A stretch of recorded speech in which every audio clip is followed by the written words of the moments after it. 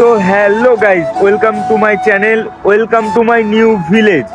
তো আজকের ভিলেজটা দেখতে পাচ্ছেন, এটা হলো নাগপুর টু মুম্বাই এক্সপ্রেসওয়ে।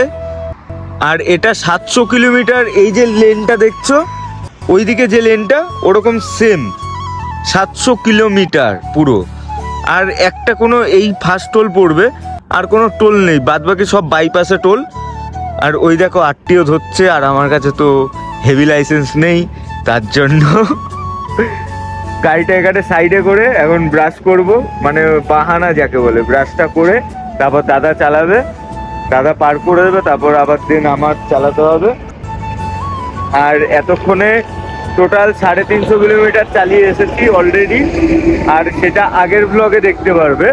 আর এই ব্লগটা এখান দিয়ে স্টার্ট করছি, নাগপুর এক্সপ্রেসওয়ে, যেটা হলো গিয়ে এরকম এত সুন্দর সুন্দর মনোরম ভিউর মাঝখান দিয়ে যায়। তো গাইজ, ওই যে সবজির গাড়িটা দেখতে পাচ্ছ, তো এনার সঙ্গে একটা লেটেস্ট কেস হলো। আমাদের যে মুম্বাই, মানে নাগপুর টু মুম্বাই যে এক্সপ্রেসওয়ে, এখানে একটা দোকান নেই। আর যেই দোকানগুলো আছে সেগুলো মানে কি বলবো, আকাশ ছোঁয়া দাম যাকে বলে। তো সেই জায়গায় আমরা রান্না করব। এবার হয়েছে কি, আমি তো গাড়ি চালাচ্ছিলাম, এবার দাদা ঘুমাচ্ছিল, আমি আমার মতো টানতে টানতে চলে এসেছি। এখন এক্সপ্রেসওয়েতে উঠে আমরা দেখছি যে সবজি কিছু কেনা হয়নি। এবার নাও কি খাবো। এবার একটা দোকানে গেছিলাম যে ডিম আনবো, ডিম ভাজা আর ভাত করে খাবো। লোকটা শুনে এখনো মনুষ্যত্ব বেঁচে আছে। আর এই ভিডিওটা যারা যারা দেখছো, ড্রাইভারের পাশেই থাকবে, যেখানে প্রয়োজন পড়বে। আমারও যদি কাউকে প্রয়োজন হয়, মানে কারোর যদি আমাকে প্রয়োজন হয়, তো আমিও তাকে হেল্প করব। তো এইভাবে চললে রাস্তায় কোনোদিন প্রবলেম হবে না। তো গাইজ, সকালে যেখানে দেখলে সেই জায়গাতেই আছি এখন, কারণ এখানে আমরা এখন রান্নাবান্না করছি। রান্নাবান্না করে খেয়ে দিয়ে তারপর এখান দিয়ে বেরোবো। এটা হয়েছে আমাদের সিদ্ধান্ত, আর আমাদের সিদ্ধান্ত মানে চূড়ান্ত। তো এখানে রান্নাবান্না করছি করে, এটা আজকে হবে কড়াই পনির বাটার দিয়ে। আর আর দাদা, ডিমটা কি হবে? ডিমটা এরকম মোটা, ওই যে 8টা ডিম এরকম মোটা করে একটা ভাজা হবে, যে একবারেই করবো, দেখি হয় কিনা। তো দেখা যাক আমাদের মিশন সাকসেস হয় নাকি। তো ভিডিওটা দেখতে থাকো আর সঙ্গে থাকো। আলু ফালু কেটে সব রেডি করি, তারপর দেখাচ্ছি। তো গাইজ, এখন টান উত্তেজনায় আমাদের ডিম ভাজার প্রস্তুতি চলছে। 8খানা ডিম ওর মধ্যে গোলাতে হবে, গুলিয়ে তারপর ভাজতে হবে। তো এরকম হলো আমাদের ঘর সংসার, মানে লোকে 3 BHK ফ্ল্যাট নিয়ে রান্নার ব্যবস্থা নেই, এর ব্যবস্থা নেই, ওই নেই, শোয়ার জায়গা নেই। আর এখানে দেখো 5 ফুট বাই 7 ফুটের একটা রুমে আমাদের রান্না, খাওয়া দাওয়া, শোয়া, চালানো সব হয়ে যাচ্ছে। করার জন্য ট্যালেন্ট চাই।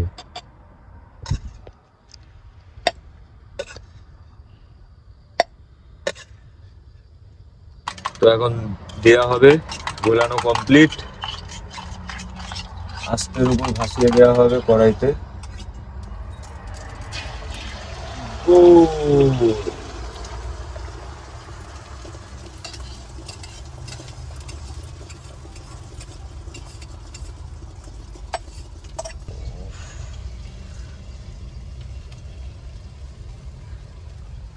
তো পুরো নিখুঁতভাবে আমাদের প্রস্তুতি চলছে। তো ডিমটা পুরো কমপ্লিট করে, রান্নাটাও কমপ্লিট করে, তারপরে তোমাদের দেখাচ্ছি খাবারটা কেমন হয়েছে। তো এরকম হলো আমাদের গাড়ির লাইন, ঠিক আছে? সবাই দেখতে থাকো আর মজায় থাকো। গরিবেরা ভালো আছো গাইস। এই মহারাষ্ট্র জায়গাটা একটা বিচিত্রময় জায়গা, যেখানে রাত্রিবেলা সোয়েটার পরতে হয় আর দিনের বেলায় খালি গায়ে থাকতে হয়। এত গরম ধারণার বাইরে। পুরা গরমে हालत मेरा खराब हो रहा है। और यहाँ पर काम वाम चल रहा है हमारा, যেখানে ভাত তরকারি আমরা রান্না করে রেখে দিয়েছি, কিন্তু আমাদের এখন স্নান করতে হবে। তার জন্য রান্না করে এখন এত সুন্দর ভিউ দেখতে দেখতে যাচ্ছি পেট্রোল পাম্পের দিকে। আর এই রাস্তাটা এমনই একটা রাস্তা যে এখানে না কোনো হোটেল আছে, না কোনো খাবার জায়গা আছে, না রেস্ট নেওয়ার জায়গা আছে। এই রাস্তায় 10 মিনিট দাঁড়ালে ওই দেখো স্করপিওটা দাঁড়িয়ে, ওরকম যে কত পেট্রোল কার, এরকম ভাবে কোনো কিছুই নেই এইখানে। কিন্তু পশু পাখি যদি বলো রাস্তায়, সেটাও আসতে পারবে না চারিদিকে। মানে এখান থেকে 700 কিলোমিটারই পুরো ব্যারিকেড দেওয়া, কেউ আসতে পারবে না, এইটুকু গ্যারান্টি। এত সুন্দর হাওয়াটা গায়ে লাগছে, আর এরকম একটা জায়গা, আর এই যে পেট্রোল পাম্প।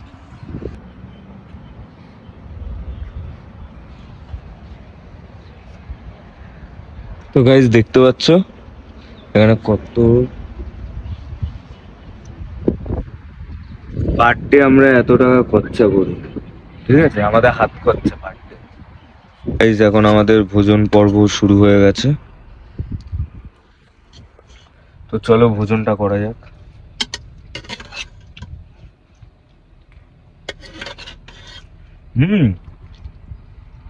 হয়ে গেছে, নুন বাদ দিলাম, হয়নি। বেশি হয়ে গেছে তো? না, পুরো পারবে। সব দিতে পারো টুয়ে? না না, কি বলিস? আমি এরকম শুকনো শুকনোই খাই। আচ্ছা ঠিক আছে। তো খাওয়া দাওয়ার পর আবার দেখা হচ্ছে। তো দাদা রান্না বান্না করেছে, আমি আর দাদা ভালো করে মজা করে খেলাম। খেয়ে দিয়ে এখন করবো বাসন মাজার কাজ, কারণ বাসনগুলো মাজতে হবে, মেজে তারপর দেন আমরা ফ্রি, তারপর রওনা দেবো আমাদের গন্তব্যস্থলে। তো সবাই ভাবে গাড়ির লাইনে কত মজা, বাসন মাজতে হয়, কাপড় কাচতে হয়, সবকিছুই করতে হয়, তার উপরে খাটনি করতে হয়, অনেক খাটনি গাড়ির লাইন। তো গাইস খাওয়া দাওয়ার পর শুয়ে পড়েছিল, আর ঘুম থেকে উঠে এক্সপ্রেসওয়ে সামনেটা এরকম লাগছে। এই হাইওয়ে সবচেয়ে বড় কথা হলো যে এই হাইওয়েতে একটা তুমি টোল পাবে না, এখানে চালা গাড়িও 80 ভাগাতে পারবে। তো বোর্ডটা দেখলে গাইস, এই 350 কিলোমিটার পর এই একটা পাম্প পেলাম, আর এখানে সব চা ফা সব কিছু পাওয়া যায়। এখন যাব চা ফা খাবো, মানে আবার কুপন সিস্টেম, এখানে চা কুপন নিয়ে তারপর চা দেবে। আর যত গাড়ি দেখতে পাচ্ছ সব এখানে এসেই দাঁড়ায়, দাঁড়িয়ে সব রেস্ট ফেস্ট নেয়, খাবার দাবারের হোটেল সব কিছু এই একই জায়গায়, আলাদা করে কোনো হোটেল নেই, কিছু নেই। 350 কিলোমিটারের মধ্যে এরকম হোটেল পাওয়া যায়, এরকম পাম্প পাওয়া যায়। মানে হাইওয়ে ভালো বানিয়েছে, কিন্তু খাবার দাবারে এত প্রবলেম আর পাম্পের ধারণার বাইরে। 350 কিলোমিটার যদি একটা গাড়ি যদি রেঞ্জ না থাকে, তখন তো প্রবলেমে পড়ে যাবে। আর তার জন্য 10 মিনিটের মধ্যে মানে ফোন করলেই হাইওয়ের যারা গার্ডে আছে তারা চলে আসে, তেল ফেল যা প্রবলেম হয় সেগুলো হেল্প করে, সেটা কোনো বড় কথা না। দেখতে পাচ্ছ সব প্রয়াগরাজের জন্য এত গাড়ির ভিড়। তো চলো চাটা নিয়ে নি, দোকানে এত ভিড়, তো এখানে দুখানা চা নিয়ে নিয়েছি, আর এখন যাব গাড়িতে, মানে নিজেই নিয়ে নিতে হয়েছে। গাইজ আমাদের চা খাওয়া কমপ্লিট, মানে দোকানদার বলছে তুমি নিজে নিয়ে নাও, এত ভিড় দোকানে। তো এখন আবার বেরোবো, তার আগে একটু হালকা হয়ে। তো গাইজ এইখানটা দাঁড়িয়েছি হাইওয়ের মধ্যে, আর খাওয়া দাওয়া কমপ্লিট। নিজেরা মানে দুপুরে এটা রান্না করেছিলাম সেটাই খেয়েছি। আর ভিডিওটা মানে ঠিকঠাক করতে পারছি না, এর জন্য সরি। কারণ কি বলবো, আজকে এই ওয়েদার চেঞ্জের জন্য মানে এতটা পরিমাণে জ্বর এসেছে ধারণার বাইরে। আমি তার জন্য, দাদা গাড়ি চালাচ্ছে, আমি শুয়ে রয়েছি, বহুত জ্বর এসে গেছে। এইটা হলো হাইওয়ে। আর তোমাদের যেটা বলছিলাম যে এই যে টোলটা দেখতে পাচ্ছ, এটা হাইওয়ে দিয়ে নেমেছে, ওইখান থেকে নেমে তারপর এই যে টোল। আবার যখন কেউ যখন উঠবে তো ওই পাশেও টোল আছে, ওটা হাইওয়েতে ওঠার সময় টোল কাটতে হবে, কেটে হাইওয়েতে উঠবে, আবার নামার সময় ওই বাইপাস দিয়ে টোল কেটে আবার নামতে হবে। আর এটা প্রত্যেকটা জায়গায়, এই হাইওয়ের ওপরে কোনো টোল নেই, না দোকান আছে না পেট্রোল পাম্প আছে, যা আছে 150 কিলোমিটার 200 কিলোমিটার পর পর। কিন্তু 150-200 কিলোমিটার কোনো ব্যাপার না, কারণ এই হাইওয়ে পুরো ফাঁকা, একটা কোনো গাড়ি ঘোড়া ওরকম দেখতে পারবে না, মানে খুব রেয়ার। এই দেখো এই পাশ দিয়ে একটা গাড়ি আসছে, ওই পাশ দিয়ে একটা দুটো আসছে, মানে গাড়ি অনেক চলাচল করে কিন্তু ওরকম মানে এটা হয় না। তো গাড়িটাও সেরা লাগছে আমাদের। আর গাইস, আজকের এই ব্লগটা এখানে ইতি করছি। কালকে দেখা হচ্ছে সকালবেলা পুনাতে গিয়ে।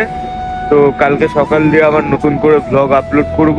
আর আমার এমন হয়ে গেছে যে আমি ব্লগগুলো আপলোডও করতে পারছি না, কারণ না এডিট করতে পারছি, নেট নেই, তার উপরে ফোনের স্পেস পুরো ফুল হয়ে গেছে ভিডিও করতে করতে। তো চারিদিক দিয়ে প্রবলেম হয়ে গেছে। কালকে পুনে গিয়ে দেন তারপর আমার প্রবলেমটা সল্ট আউট হবে, আর কালকে দিয়ে মানে ব্লগটা রেগুলার আপলোড করার চেষ্টা করব। আর যারা যারা দেখছো ভিডিওটা তারা like, share, comment, subscribe, bell icon এগুলো প্রেস করে দেবে। আর ফলো করতে ভুলবে না কিন্তু, যারা ফেসবুক দিয়ে দেখছো।